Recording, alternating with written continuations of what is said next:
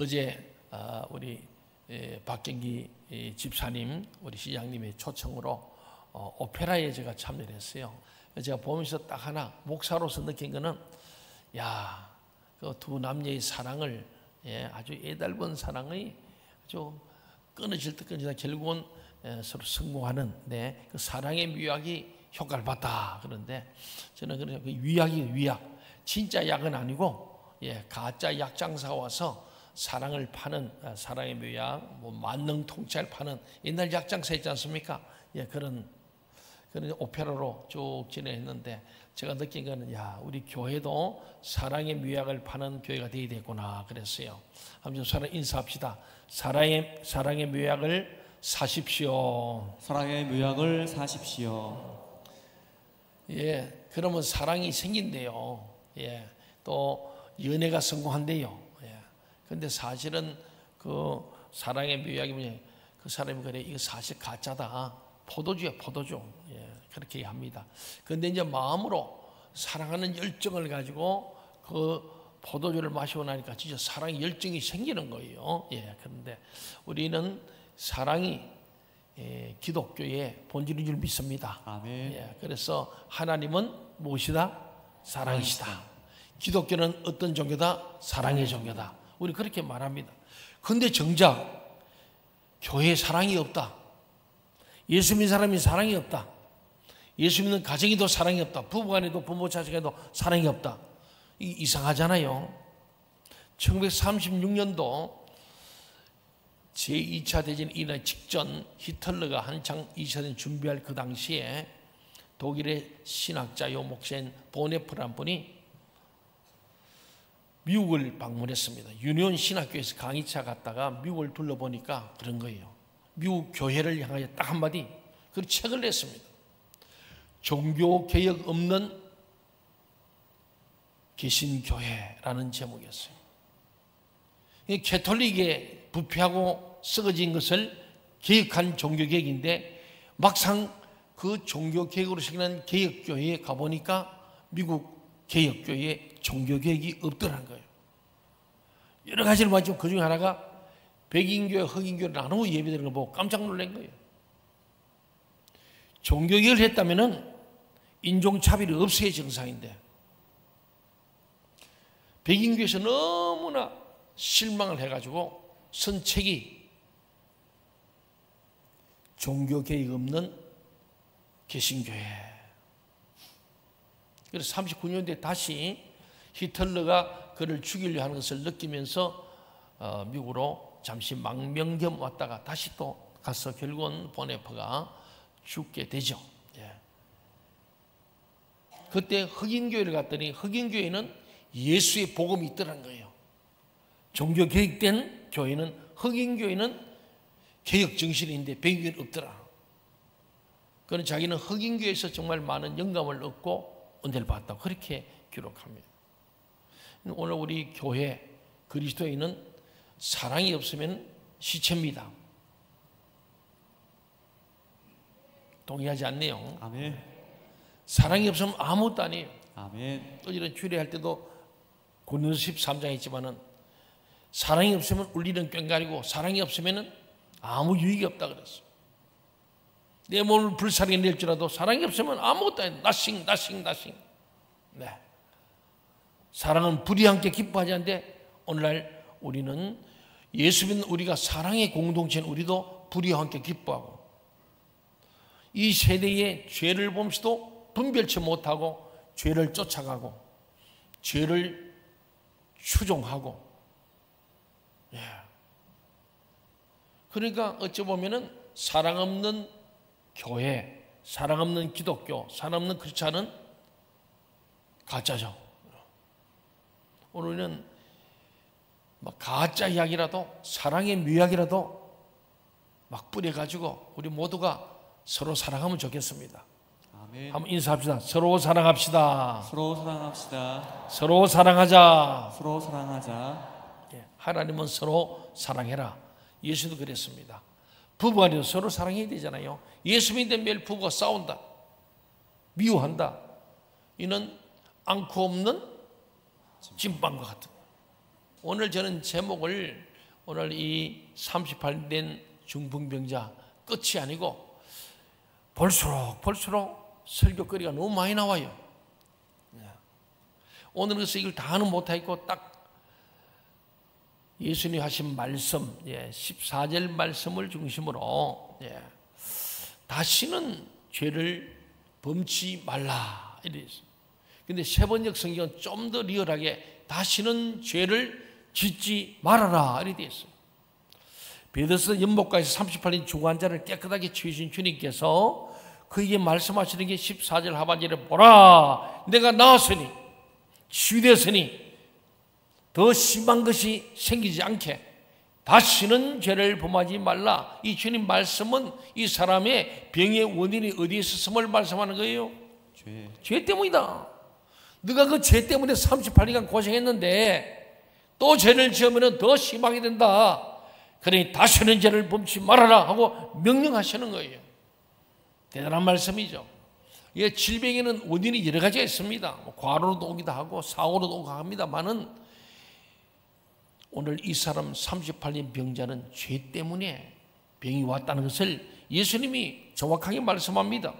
그래서 주님께서 그에게 범죄치 말 것을 당부하는 거예요. 죄 지으면은 너 38년 고생해봤지?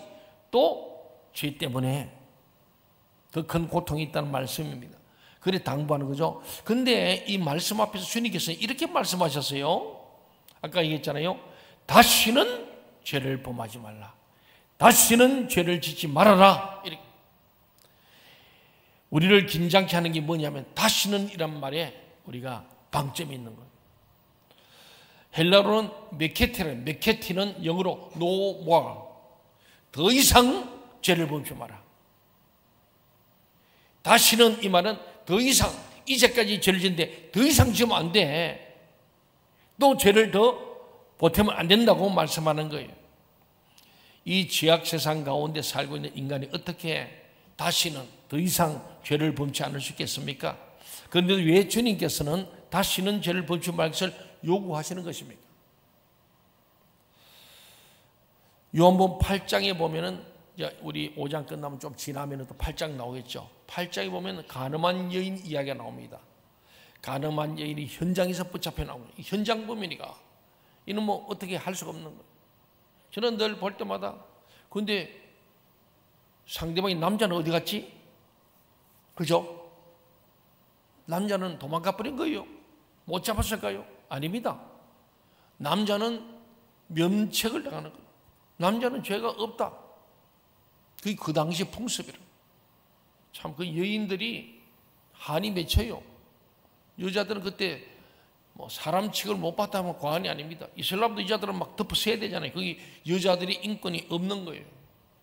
얼굴 내놓고 잘난 척하고 나 이쁜 거 봐 이렇게 할 수 없다는 게 딱 가려라. 눈만 빠꾸면 내놓고 다니라. 그게 이슬람입니다. 여자는 사람이 아니다. 모든 죄와 악 이건 여자로부터 온다. 여자가 남자들을 미혹해서 죄짓게 한다. 다 여자는 요물이다. 뭐 그런 정신이 이슬람에 그런 거예요. 그게 유대교회도 그 당시에 그러기 때문에 현장에 있으니까 현장에서 남자도 그저 있을 거 아닙니까? 가늠했으면은 그 남자는 문제가 안 되고 no problem. 여자만 잡혀온 거예요. 근데 그때 보면 예수님께서 막 사람들이 돌로 쳐줄 흥분해가 있습니다. 한번 생각해 봐요. 저는 좀 생각해 보는데 이 여자가 이뻤을까 안 이뻤을까요? 나 그 생각이 들더라고. 네. 그러니까 이걸 그러면 죽는 줄 알아. 이제 가늠하면 돌에 맞아 죽는 줄 알면서도 여자와 남자가 간통을 했다는 것은 잘은 모르지만 엄청 이뻤던 것 같아. 그러니 남자가 대들었겠지. 참. 그래서 여인이 너무 억울한 거예요. 어쩌보면은. 뭐 내가 볼 때는 여자가 먼저 그랬겠어요. 남자가 성폭행을 한 거라고. 저는 그런 생각 들죠. 근데 그 남자는 가해자는 없고 피해자를 돌로 쳐 죽이는 아주 불합리한 그 당시에 법 앞에 예수님이 탁 선 거예요. 이 앞에 보면은 계속 나옵니다. 8장 바로 7장에서는 예수를 어떻게 잡아 죽일 것 같거든요. 그러니까 잘됐다. 예수가 율법을 지키나 안 지키나 또 자기가 말하는 사랑을 하나하나 두 가지 공의와 사랑 이 충돌됨을 이용해가지고 스칸달론 진퇴양난을 만들어서 예수를 잡아 죽이려고 돌을 넣고 쳐 죽이려다가 예수님한테 죽일까 말까 물어보지 않습니까? 예수님이 죽이라면은 율법은 지키지만은 사랑하란 말이 없어. 그걸 틀리니까 당신 틀렸어. 또 살리라면은 율법을 안 지킨 죄로 잡아놓고 이래도 저래도 예수님은 정말 진퇴양난입니다. 근데 예수님께서 하는 걸 가만히 보니까 저 이걸 좀 연구를 해봤는데 생각을 많이 해봤어요. 별의별 소설을 다 써봤어요 제가. 했는데 아까 전에 여자가 엄청 이뻤는가 보다 그 생각도 했다니까요. 예. 근데 예수님께서 흥분하면 사람들이 실수합니다. 지금 사람들은 흥분해가지고 막 왜냐하면 그 당시에 대낮에 이 여자가 남자와 상간관계를 맺다는 것은 이는 엄청난 막 사람들에게 막 분노를 자게 되게 하는 거예요. 밤에 몰래 것도 있고 대낮에 그래 잡힐 정도니까 막 이 뻔뻔한 여자, 못된 여자, 정말로 더러운 여자 막 이런 마음으로 사람 흥분해 있는 거예요. 예수님께서 흥분했을 때는 판단이 잘못됩니다. 예수님이 시간 지연 작전을 벌리는 거예요. 그래 뭘 했어요? 나만 흥분하고 있네. 막 돌로 쳐 죽일 때 예수님 뭘 하고 있었죠? 땅에 글을 예, 곤란한 거예요. 곤란하니까 쭈그리 앉아가지고 땅에다가 끄적끄적 낙서를 하고 있었어요. 그래 사람들이 아니 뭐 대답을 말로 해야지 뭐 글로 쓰고 있으니까 도저히 그러니까 그 사람들이 집중을 한 거예요. 뭐라 쓰나 이렇게 봤겠죠. 그래서 이제 흥분이 좀 가라앉는 거예요. 좀 이제 사람들이 조금 이제는 예수님 여자에게 집중했던 눈이 예수께로 돌아오고 땅바닥에 글씨를 보고 그 재촉합니다. 빨리 좀 얘기해라. 그러니까 또 주님이 바닥에 두 번째 다시 글을 쓰는 거예요. 저는 제가 생각하는 거는 아마도 마음의 음욕을 품는 자마다 이미 간음하였느니라 이걸 쓰지 않았겠는가 하고 제가 추론한 거예요. 그래서 신학대학에 소논문을 썼더니 당첨이 됐어요. 많은 신학자들이 상당히 일리가 있다 해가지고. 예. 아마도 이들이 지금 율법 때문에 죽이죠. 율법으로 죽이는 거니까 율법에 너희는 마음에 이쁜 여자 보고 음욕을 품은 적 없느냐 이런 거죠. 그랬더니 인생을 많이 산 나이 많은 사람이 가만히 하니까 아이고 나도 죄인이라고 하고 돌 하나 놓고 둘 놓고 꼬마 아이까지도 이쁜 여자친구의 음욕을 품어 생각나가지고 다 놓고 다 가버린 거예요. 예. 제가 지금 얘기 설명 저희 주석이에요. 예. 그러니까 예수님 묻는 거야. 여인아 사람들이 다 어디로 갔냐? 예, 가고 아무도 없습니다. 그들도 너를 정죄하지 않으려고 도로로 갔으니 죄 없는 나도 그들은 죄가 있어 그랬고 나는 죄 없는 나도 너를 정죄하지 않으니 그 다음 하신 말이 뭐냐면은 다시는 죄를 범치 말라. 오늘 똑같은 말을 한 거예요. 5장에 했던 말을 8장에 똑같이 합니다. 굉장히 중요한 말씀이라고 저는 여기서 오늘 이 말씀으로 함께 나누려고 합니다. 그렇습니다. 하나님께서도 우리에게 이렇게 명령하셨어요. 창세기 17장 1절을 보면 나옵니다. 한번 볼까요? 시작. 아브라함이 99세 때에 여호와께서 아브라함에게 나타나서 그에게 이르시되 나는 전능한 하나님이라 너는 내 앞에서 행하여 완전하라. 아브라함이 99세 때에 하나님이 아브라함이 나타나서 말하는 지금 이름도 아브라함입니다. 이때 하신 말씀이 나는 전능한 하나님이라 너는 내 앞에서 호람되어 내 앞에서 행하여 완전하라. 늘 하나님 앞에 사는 마음으로 아무도 없는 곳에서도 내 앞에 있다는 신전의식 호람되어 하여 완전하게 행하라. 죄지 말라. 그런 말씀이었어요. 아브라함에게 한 말입니다.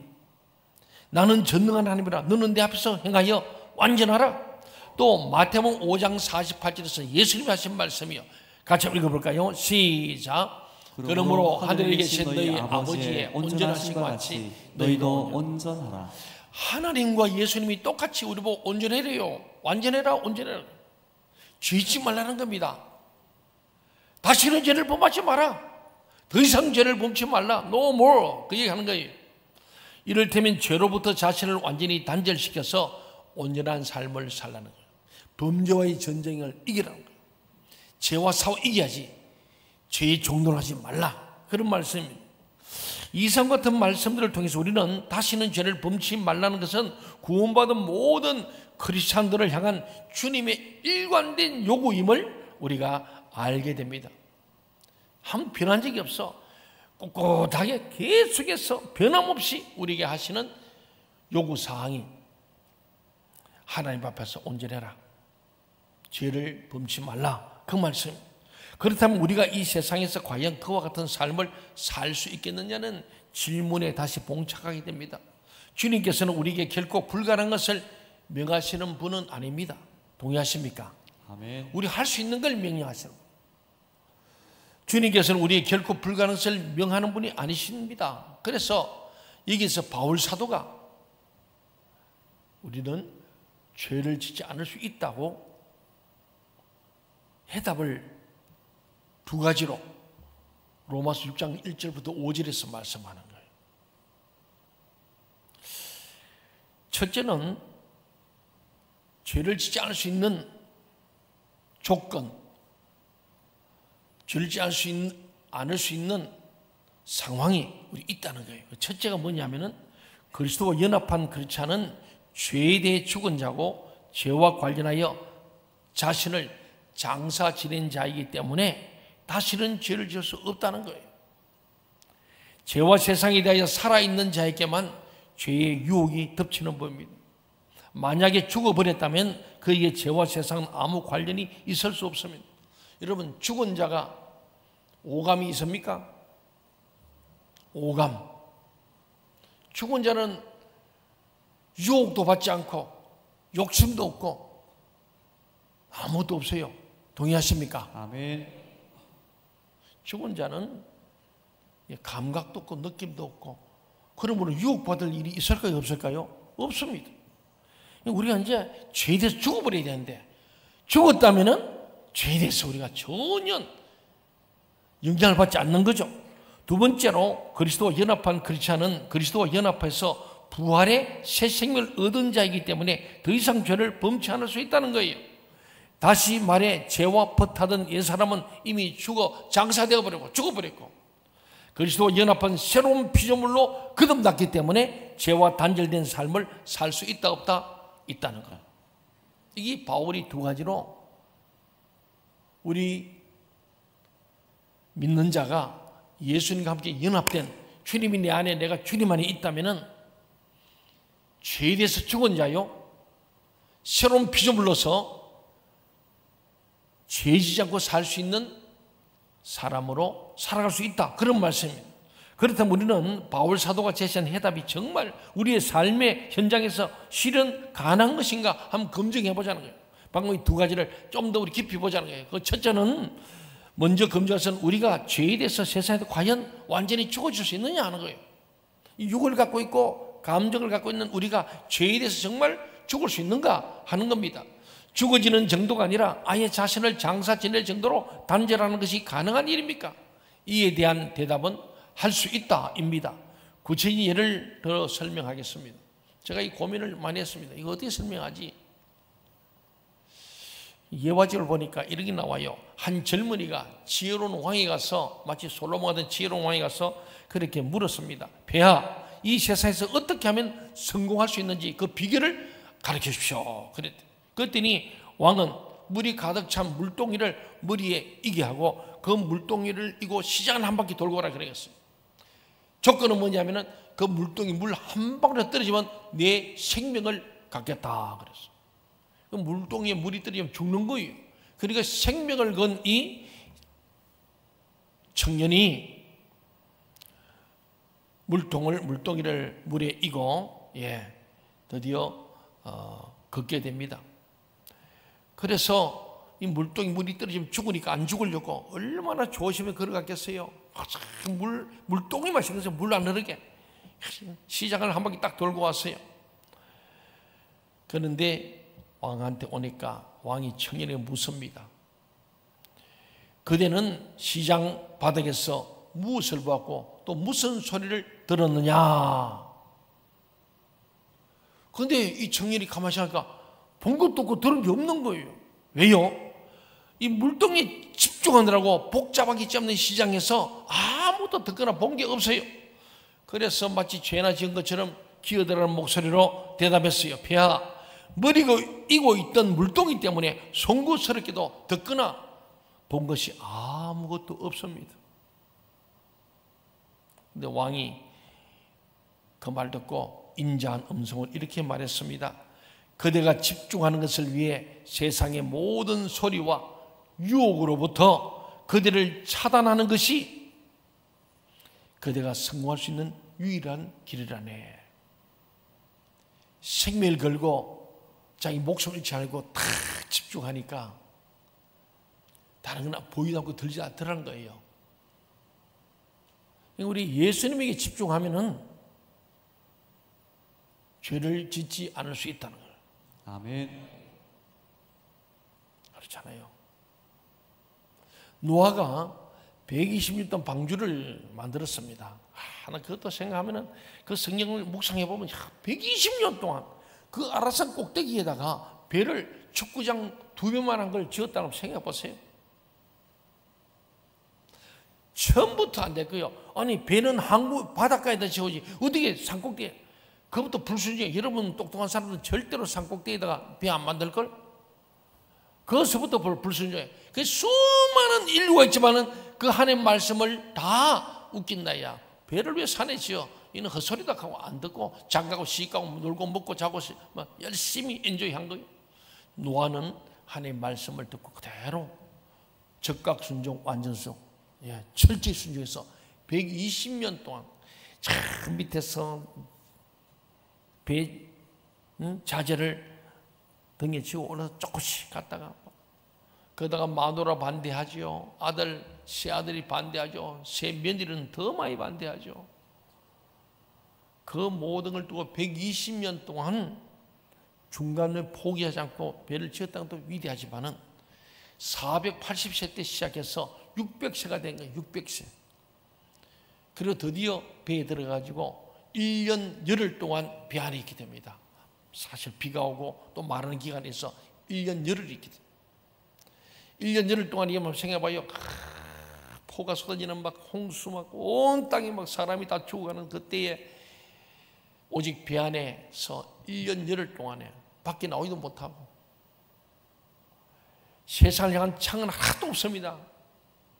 딱 하나 꼭대기 지붕에 하늘 향한 창문 하나 있고 그 수많은 짐승들 암수 모든 종류니까 그 새 새끼 짐승 새끼들 소리가 얼마나 시끄럽겠습니까? 막 배멀미해가 토하고 별짓하지 않겠어요? 그래서 성경을 좀 이렇게 열어봐야 돼요. 상상해보면 막 그래 막 똥 오줌 쌌지 토해내지 막 얼마나 냄새가 냄새 귀 막 하여튼 오감이 막 지옥이 그런 게 없어요. 정신병 들기 딱 좋은 1년 열흘 동안 그 밀폐된 배 안에 있었다면 생각해봐요. 그런데 놀랍게도요, 딱 땅에 닿는 1년 열흘 만에 딱 열고 문을 열고 드디어 나옵니다. 나오자마자 뭐인지 아세요? 노아가 제정신이 보세요. 뭐 했어요? 미쳐가지고 막 돌아다녔어요. 배에서 나오자마자 뭐 했죠? 감사 예배를 드렸다니까. 그러니 제정신이야. 정신병 안 들었어요. 아무리 세상이 시끄럽고 요란스럽고 냄새나고 더럽고 좋아하고 막 죽을 징이지만은 노아는 그 하늘의 창문을 보고 하나님에게 집중한 거예요. 하나님만 바라봤더니 그 1년 열흘 동안에 그는 결코 입으로 범죄치 않고 말을 하지 않고 노아는 당대 의인이 되어져서 아담 이후에 인류 시조 두 번째 인류 시조가 바로 노아입니다. 그래서 창세기 9장 1절에 보면은 아담에게 1장 28절에 했던 그 말씀 그대로 하나님이 노아에게 너는 생육하고 번성하게 땅에 충만하라 정복하고 다스리라 그렇게 똑같이 얘기하세요. 그래서 노아는 인류의 두 번째 시조입니다. 아담은 끝났고 노아가 믿음의 삶을 출발합니다.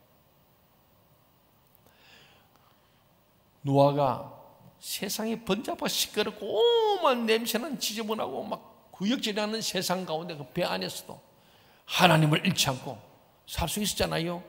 그럼 오늘 이 땅에서도 우리가 하나님을 향하여 말씀과 기도로 거룩하고 때마다 되면 은혜 받는 자리에 나와서 주님 앞에 늘 말씀 듣고 말씀의 거울 앞에 나를 비추고 내 죄를 계속 씻어내고 회개하고 또 결단하고 은혜 받고 주님이 주시는 새 힘으로 살고 그러면은 죄를 안 짓고 살 수 있다 없다? 있다는 거예요. 지금도 그런 의인이 많다는 거예요. 사랑하는 여러분, 그렇습니다. 확실히는 사도 바울의 말처럼 죄와 세상의 유혹에 대해 자신을 죽일 수 있고 자신을 장사 지낼 수 있으며 그런 것들로부터 자신을 철저히 차단할 수 있는 능력을 지니고 있습니다. 그러나 무엇이 집중하느냐 문제는 여전히 남게 됩니다. 왜냐하면 이 세상의 다른 유혹으로부터 자신을 격리한 뒤에 도박에 몰두할 수도 있습니다. 세상과 자신을 단절한다면 노아처럼 구원의 방주에 집중할 수도 있기 때문입니다. 우리 은혜 받고 난 뒤에 어디 집중이 중요합니다. 이번에는 그러면은 죄에 대해서 죽을 수 있다는 것은 좋다. 집중하면 된다. 다윗도 그랬거든요. 하나님께 집중할 때 죄지 않았습니다. 하나님 명령 따라 열심히 전쟁하고 정사를 돌볼 때는 죄질 시간이 없었어. 그런데 한가해져 가지고 전쟁이 안 나오고 궁궐에 낮잠 자다가 깨가지고 옥상으로 빈둥빈둥 놀다가 결국은 죄로부터 죽었던 자가 죄에 대해서 막 살아나는 거예요. 그래서 그는 죄를 범하였어. 얼마나 큰 고통을 겪었습니까? 이번에는 그리스도와 연합한 자들이 정말 그리스도와 연합하여 부활할 수 있는지를 검증해 볼 차례죠. 바울이 두 가지거든요. 그래 얘기했잖아요. 그리스도 연합한 자는 완전히 뒤에 죽은 자고 그 다음에 연합하면은 의에 대해 사는 자, 새로운 부활체로서의 새 생명을 얻는다는 겁니다. 사도 바울이 로마서 6장에서 언급한 부활이란 죽음 이후의 부활만을 뜻하지 않습니다. 누구든지 그리스도와 연합하면 이 땅에서 새로운 생명의 삶을 거듭날 수 있다는 의미입니다. 과연 우리가 그리스도와 연합할 때 과거와는 전혀 다른 새로운 삶을 살 수 있는 것입니까? 그래서 다시는 범죄치 않는 삶도 살 수 있는 것입니까? 이 물음에 대한 대답 역시 바울은 할 수 있다는 겁니다. 그리스도와 연합한다고 말할 때 이 연합에 대한 의미가 두 가지입니다. 하나는 결합이라는 뜻이고 또 하나는 접붙임이라고 있는 거예요. 결합은 합쳐서 용해되어서 흔적은 없지만은 본질을 잃지 않는 거예요. 예를 들면은 이 컵에다가 구슬을 하나 넣어 놓으면은 연합이 될까요, 안 될까요? 물과 구슬. 돼요, 안 돼요? 안 됩니다. 물 속에 들어가도 구슬 그대로 있는 거예요. 이거는 결합이 아닙니다. 반대로 이 물에다가 소금을 집어넣었어요. 한 스푼. 그러면은 소금은 어떻게 돼요? 녹아져서 흔적도 없어지고 죽어버린 거죠. 소금은 죽었어요. 없어. 장사 지낸 거예요. 그런데 이 물의 맛은 달라지지 안 달라져요? 무슨 맛이 날까요? 짠맛이 나는 거예요. 이게 결합이라는 거예요. 바울이 말하는 결합, 예수와 함께 연합했다는 것은 내 안에 예수님이 내 안에 있으므로 예수 향기 나고 예수 닮은 사람. 그렇습니다. 소금의 본질이 물을 새롭게 하듯이 그리스도의 생명이 얼마든지 우리를 새롭게 할 수 있습니다. 그러나 이것만으로 사울 바울의 언급이 돼서 충분한 설명입니다. 이거는 이제 그저 죽어서 그저 그래도 본질이 있는 것 용해되는 것입니다. 이 결합이고 연합. 두 번째 연합은요, 접붙임이라고 해요. 접붙인다. 자, 이 나무가 있는데 여기서 가지를 뚝 잘라요. 그리고 이쪽에다가 가지를 갖다 붙여. 이걸 접붙인다 그러죠. 압니까? 네. 접붙이는 거. 그러면은 이 든든한 새 나무가 뿌리에서 영양분을 빨아 올리고 그러면은 이 가지를 여기서 잘라다 붙여놨더니 이 접붙인 가지가 살아요, 죽어요? 살아요. 그럼 이 살구나무인데 이거는 사과나무예요. 여기다 갖다 붙이면 무슨 열매 맺힐까요? 안 해봐서 몰라요? 이 나무에 열매 맺히는 거예요. 이어서 잘랐지만은 이쪽 갖다 붙이면은 이 원본 뿌리가 뭐냐면 사과나무거든. 그 사과나무 영양분을 쫙 빨아서 이 가지에는 사과나무 열리는 거예요. 이해가십니까? 네. 집에 가서 한번 해보세요. 그래서 이 접붙임이라는 게 참 중요합니다. 예수님이 요한복음 15절 나는 포도나무니 너희는 가지다 그랬잖아요. 어떤 가지든지 이 포도나무이신 이 본체인 주님에게 접붙임을 받으면 돌감람나무가 참감람나무 되는 거예요. 들포도가 좋은 포도 극상품이 맺혀질 줄로 믿습니다. 아멘. 그렇습니다. 이게 연합이에요. 때가 되면 접붙임을 당한 가지에 움이 돋고 열매가 맺힙니다. 그러나 그 가지에 맺힌 열매는 옛날의 열매가 아니라 전혀 새로운 열매입니다.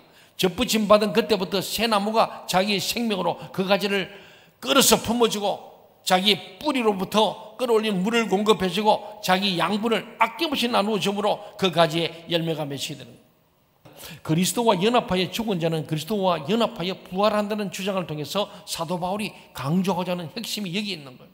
즉 한 나무의 가지를 어떤 나무에 접붙이든 그 가지에 열매를 맺게 하는 것은 가지 자체가 아니라 그 가지가 접붙어 있는 새 나무라는 사실, 원나무입니다. 동의하십니까? 예. 그리고 우리는 나는 포도나무, 너희가 내 나무가 가지가 붙어 있으면 열매를 맺는다고 하잖아요. 우리는 붙어 접붙임. 우리 예수께 접붙이면은 예수 열매를 맺는 거예요.